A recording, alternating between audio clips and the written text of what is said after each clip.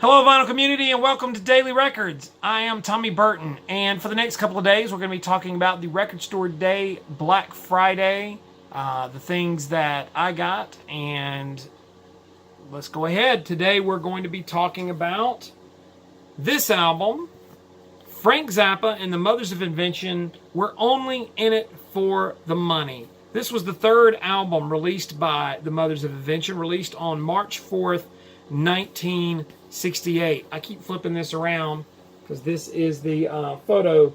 Now, this was a concept album, very similar to the previous releases by the Mothers of Invention. A lot of satirical content, considering a lot of left and right-wing politics. This album pokes a lot of fun at the sort of burgeoning hippie subculture. And, of course, the big one was the Beatles' Sgt. Pepper's Lonely Hearts Club Band, which, as you can see, the inside of the gatefold there, if my camera will focus, was the original intended cover artwork for the album. And talking about that, this was designed by Zappa's art director, Carl Schenkel. He photographed this photo, the collage photo here for the album cover, and he spent about, Zappa spent about $4,000 on the photo shoot, and he wanted to be a direct negative of the Sgt. Pepper cover, whereas like Sgt. Pepper had blue skies, this one had a thunderstorm, just everything in relation to the Pepper album cover. Now, what had gone on? Jimi Hendrix actually was there. If you can see Jimmy on the album cover, there he is, right there. That's actually Jimmy standing there with the guys in the band. Actually photographed there on the cover. Now, Frank called up Paul McCartney and he asked, if he could do the parody. And McCartney was kind of like, oh, well, this is for business managers to decide. And Zappa was like, artists should control this. The artists should tell the business managers what to do. Capitol was not happy with it. It delayed the album's release. So what happened was when Verve put the album out, they, and this is, I'm showing you a copy of the Verve album. It's a blue label. They put it out as, with the reverse image. And so this was the original gatefold image, sort of making fun. And this was supposed to be the original album artwork. And so they released it like this instead, with it sort of reversed. Now, subsequent reissues have come out with the original artwork intact. Zappa was pretty upset about it, and understandably so. I can definitely see why he would have been.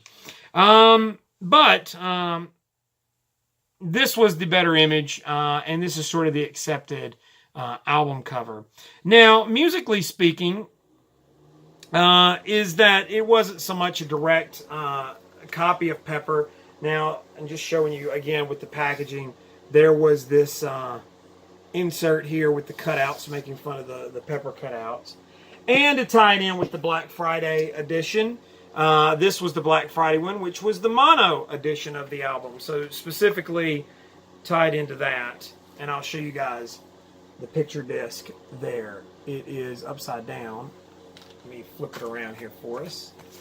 You guys can take a look at that. The bass drum on one side and an outtake from the gatefold on the inside. So that's the one right there.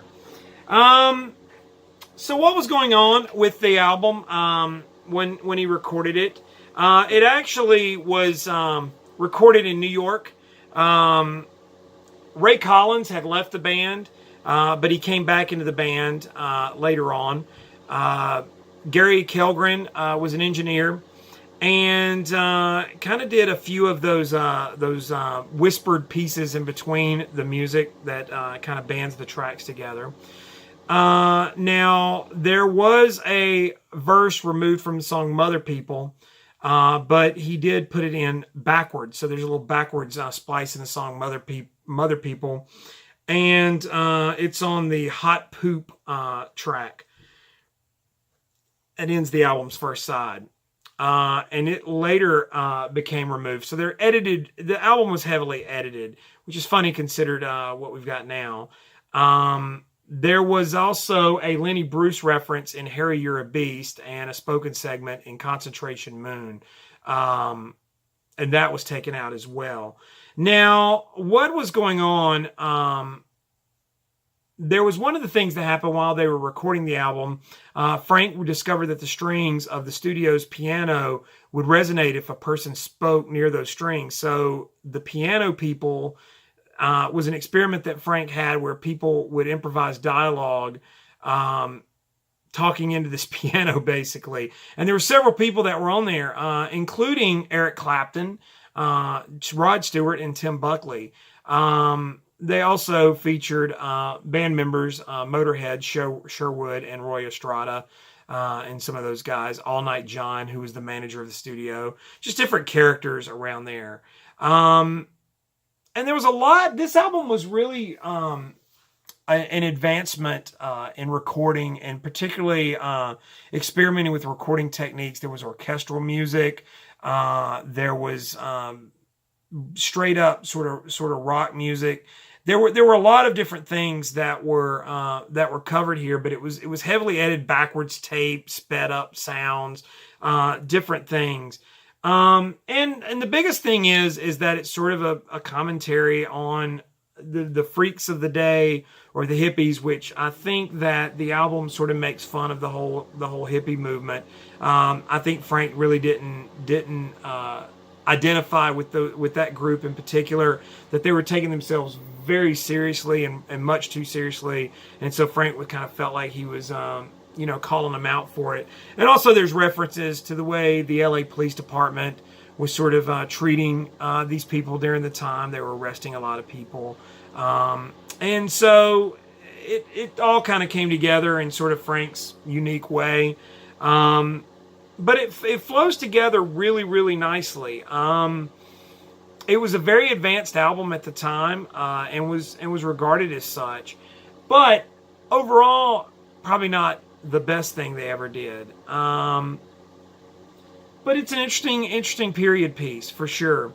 And it shows Frank growing as a writer and as a composer.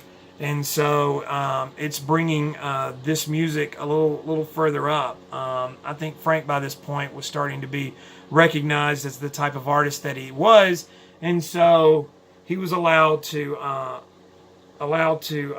experiment and do some different types of things. And We're Only in It for the Money is the exception. Now, the mono release, just specifically, very briefly, is a lot more rare, like a lot of mono records from this time period.